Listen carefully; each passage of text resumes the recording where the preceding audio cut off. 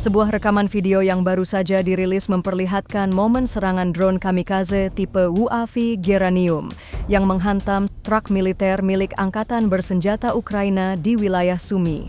Rekamannya beredar Senin, 21 April 2025.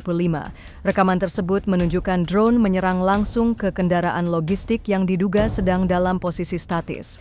Serangan ini terjadi di tengah meningkatnya aktivitas UAV dalam konflik, yang kini kian mengandalkan kendaraan udara tak berawak sebagai instrumen serangan presisi. Lokasi serangan diketahui berada di wilayah Sumy setelah dilakukan pelacakan geotag oleh pihak ketiga yang diidentifikasi sebagai komunitas pemantau Krimi. Belum ada laporan resmi mengenai korban atau dampak lanjutan dari serangan tersebut. Serangan ini menjadi salah satu dari serangkaian operasi drone yang dilakukan sebelum gencatan senjata diberlakukan.